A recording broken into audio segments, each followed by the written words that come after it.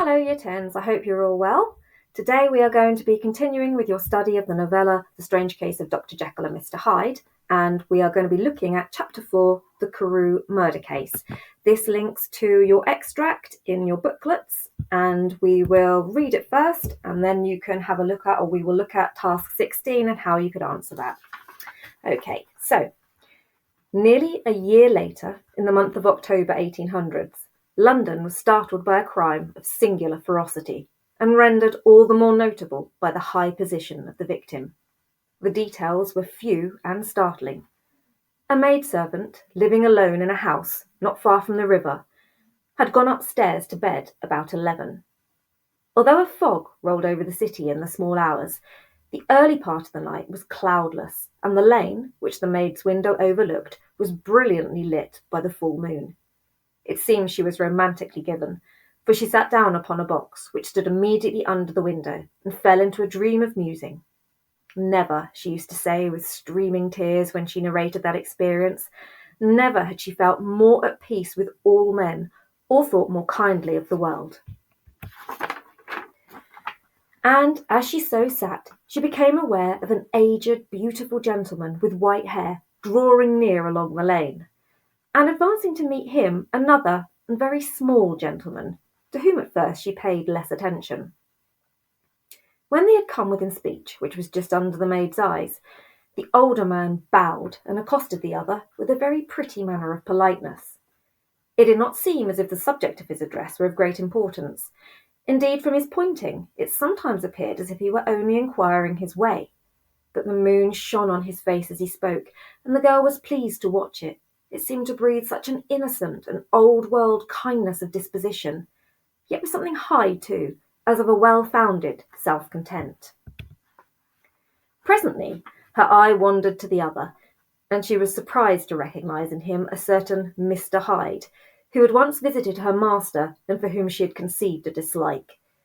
He had in his hand a heavy cane, with which he was trifling, but he answered never a word, and seemed to listen with an ill-contained impatience. And then, all of a sudden, he broke out in a great flame of anger, stamping with his foot, brandishing the cane, and carrying on, as the maid described it, like a madman. The old gentleman took a step back, with the air of one very much surprised and a trifle hurt, and at that Mr. Hyde broke out of all bounds and clubbed him to the earth. The next moment, with ape-like fury, he was trampling his victim underfoot and hailing down a storm of blows, under which the bones were audibly shattered, and the body jumped upon the roadway. At the horror of these sights and sounds, the maid fainted. So, what has actually happened in this extract? A maid is looking out of her window at night and feeling very peaceful and contented with the world. The full moon lights the lane, so she sees the events quite clearly. Danvers Carew, an old, beautiful gentleman, seems to ask a question of Mr. Hyde. The maid thinks it looks like asking for directions. And then Mr. Hyde attacks and murders Carew. We later learn that the murdered man is Sir Danvers Carew, a Member of Parliament. Okay, so next we are going to have a look at a vocabulary check.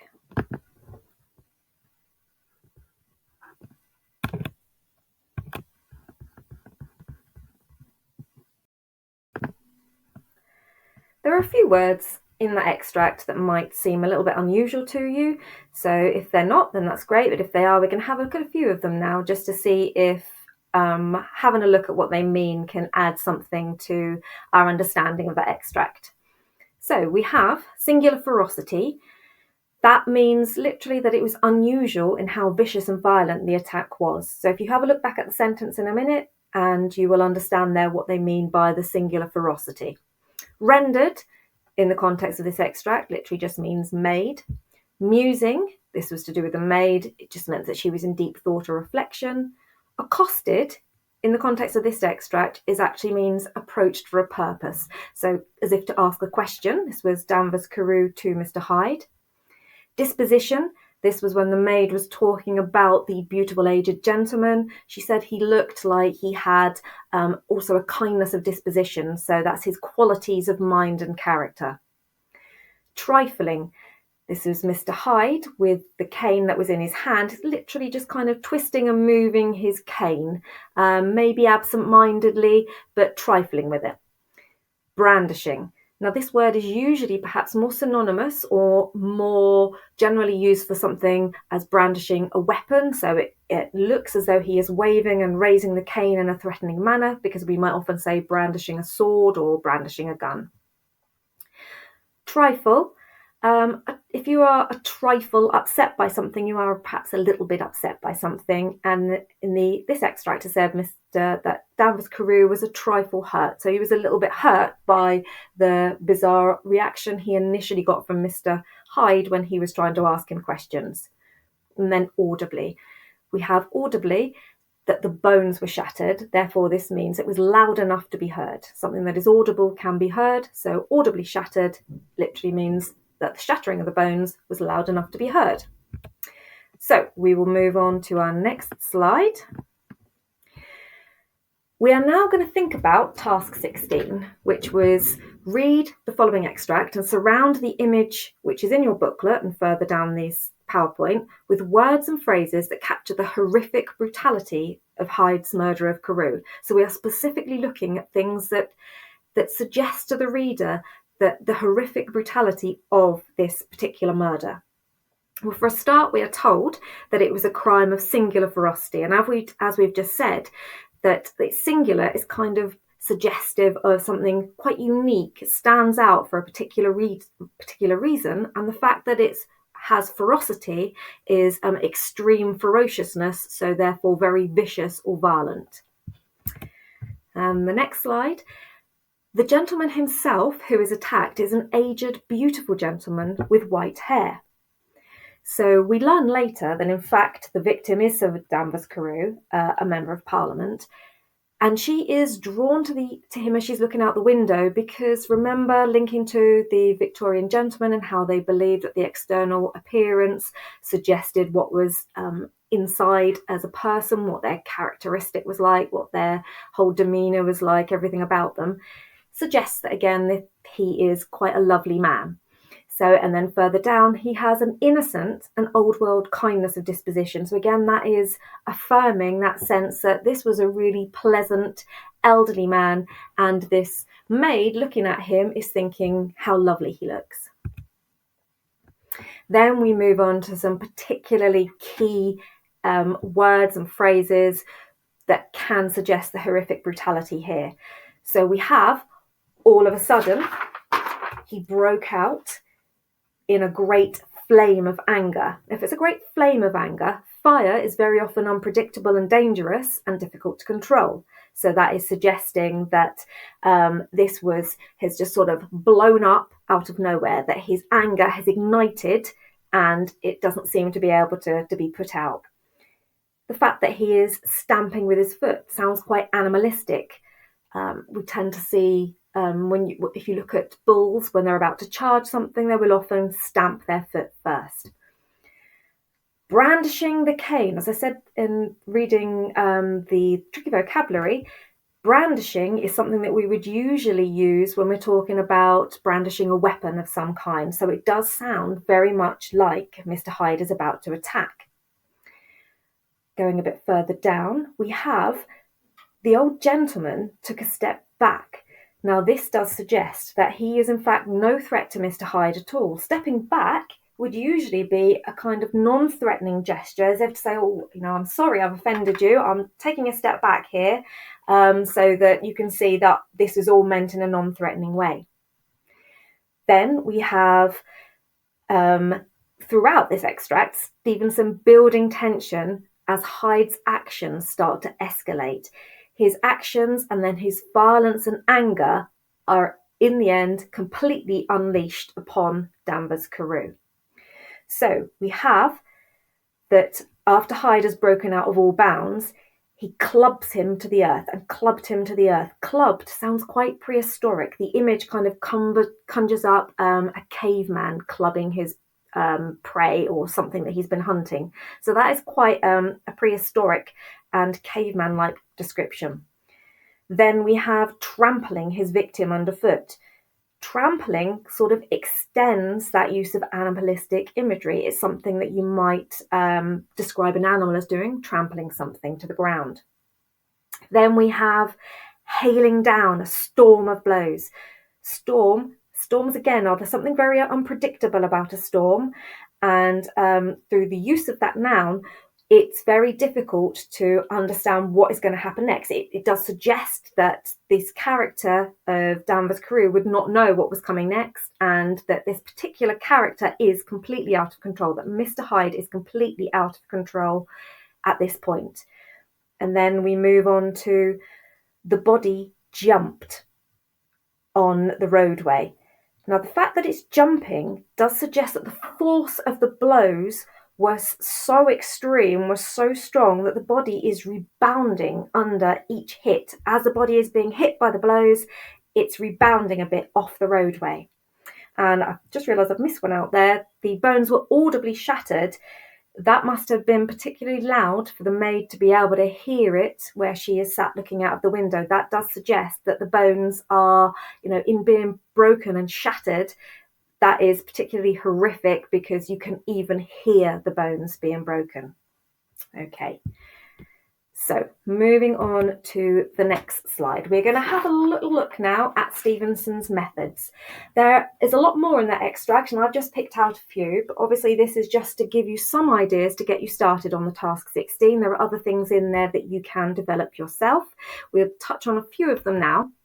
So Stevenson's method. The setting is Gothic, it's at night, it's under a full moon, and of course it quickly turns into a nightmare scenario.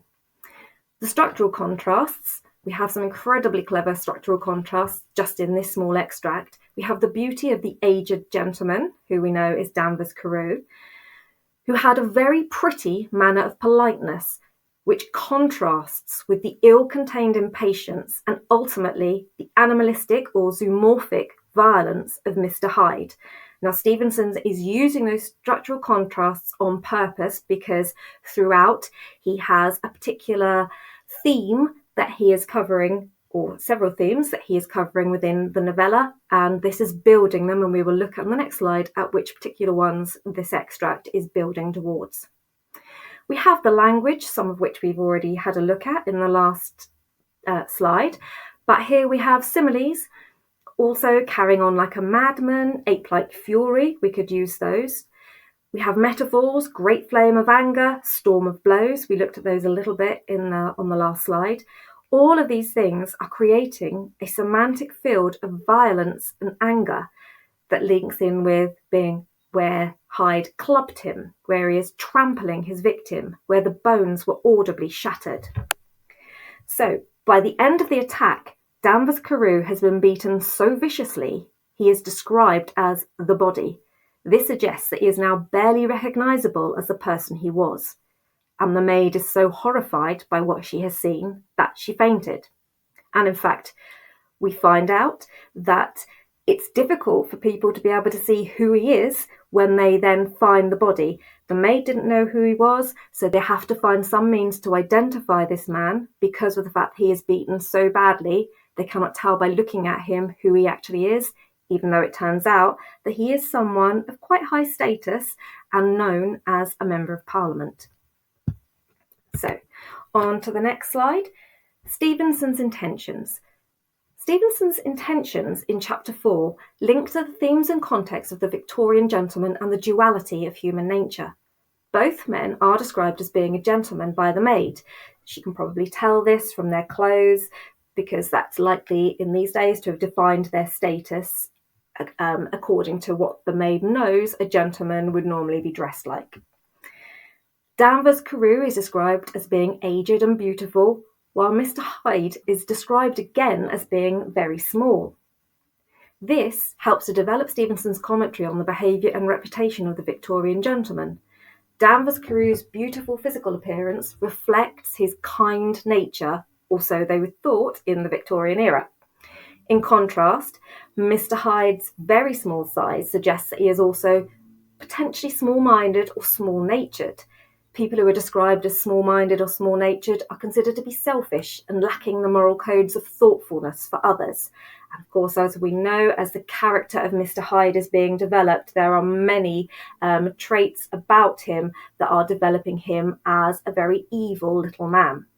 Okay, now obviously this pseudoscience that surrounds the exterior, how you look, reflecting what you're like inside, we now know these days is not actually true. However, it was something they very much believed in the Victorian era. So if we look a little bit more and see how these themes, what other themes he is developing, we can look also at the duality of human nature, what Stevenson is trying to develop there.